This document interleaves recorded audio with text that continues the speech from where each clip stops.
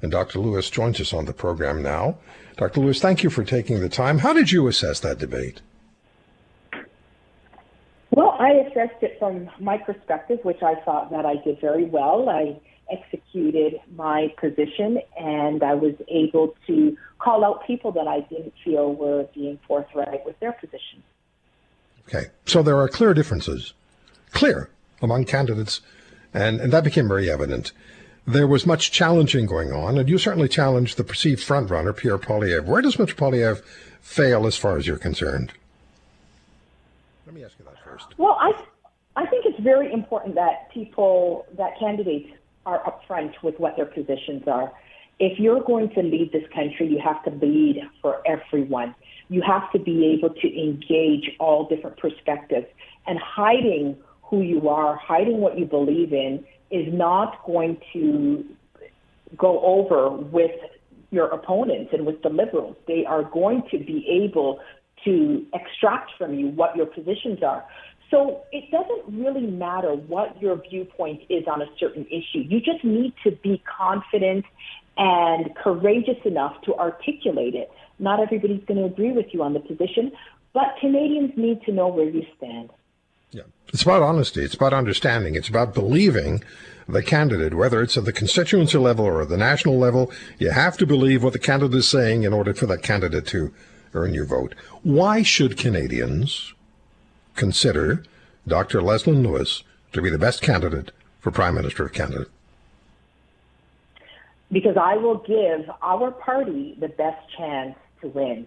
Not only that, I believe that it's very important that the next leader is able to build bridges, bring people together. Our country is in trouble, and many people are crying out for hope and for opportunity. We need somebody with not only parliamentary experience, but real life experience that can relate to the average Canadian, that understands what it means to build a business, understand what it means to create wealth, understand what it means to maybe not be able to know where their next meal is coming from, standing in a grocery line and not knowing if your debit card's going to go through. Not someone who's had a paycheck their whole life, someone who's struggled and made it from the bottom up and can relate to Canadians and then help build this country back. Right now, our country is being run by a minority of woke politicians. The minor woke population is ruling over the majority, the silent majority. And we need to turn things around and give people back their power and their freedom. Dr. Lewis, there is a perceived divide, probably a real divide, among conservatives, within the Conservative Party, social conservatives, others who decide to define themselves as not being social conservatives. There's a divide on abortion and gay marriage. As we watch the party evolve, would you speak to that, please? How do Canadians, and you talk about needing to understand that you're the person who can bring the country together. Can you bring the party together? Well, I think it's important that, first of all, we recognize that every voice is important. And we have, our party is a microcosm of society. So we have divergent voices. We're not a groupthink party. And so when we celebrate the various voices and we allow them to shine, I think it will build a very strong, united party. With respect to the divergent perspectives, yes, I'm defined as a social conservative. In my life as a lawyer, I represented the LGBTQ plus community who were persecuted in their country and came to Canada fleeing persecution as refugees. Many of those people landed in Canada with my phone number in their pocket because I believe in the inherent dignity of all human beings. And so it's very important that Canadians know what you believe, what policies you will form, where you stand on issues. And when we run away from that, it's basically saying I don't doubt that. I don't doubt that. But can you bring this party together? Can you look? We've seen two leaders now that weren't able to deliver the party in such a way to Canadians to form government. And, you know, Jean Charest was talking about needing to satisfy the Greater Toronto area. Maybe you have some comment on that. But you have two leaders now that were elected by the party who said they would pull the party together. They weren't able to do it to the satisfaction of Canadian voters. Can you do that? I absolutely can, because I think it's important that we focus on what our strengths are, on our unified voice. When we begin from the premise that some voices need to be silent, that some perspectives need to be hidden, and we buy into this wokeism, that is when our party will continue to be divided. I have been very, very vocal in telling people who I am, and also by saying I will formulate policies that will uplift the entire Canadian population. Everybody will prosper under my leadership. And so that's the type of voice. Justin Trudeau's policies. I'm sorry to rush you, but we got started a little late.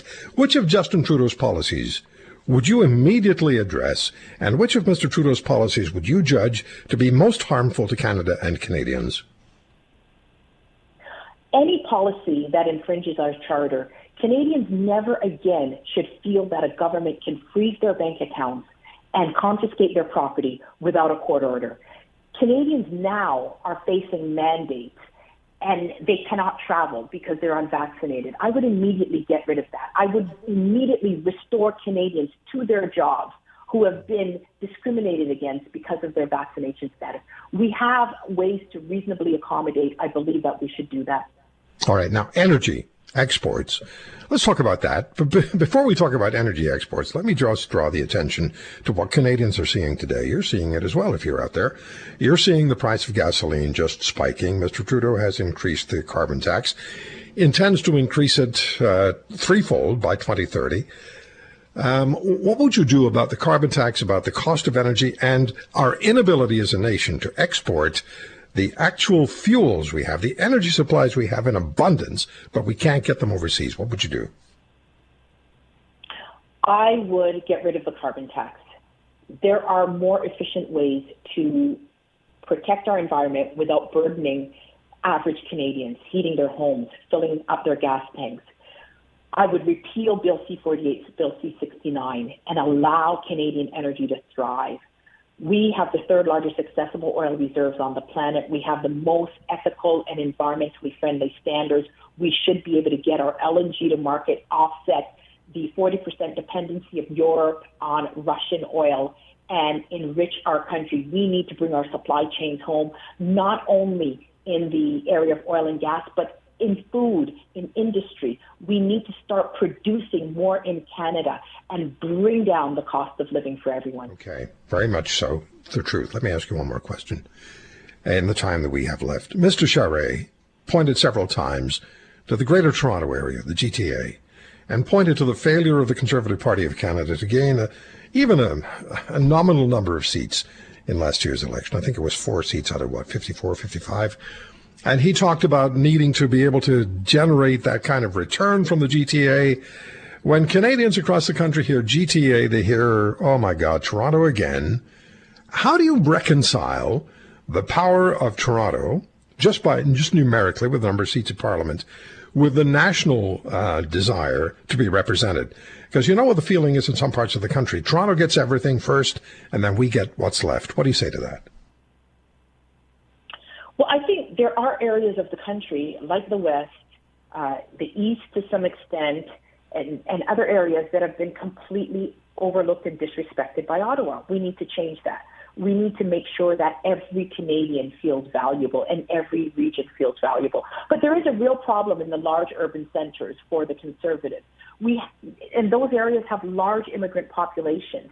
We need to find ways to reach out to those populations. I believe that my success story as coming here at 5 years old, achieving the heights of a PhD, running for the leader of the Conservative Party of Canada, that success story resonates with the average immigrant family who came here, left everything behind, has strong faith values, strong family values.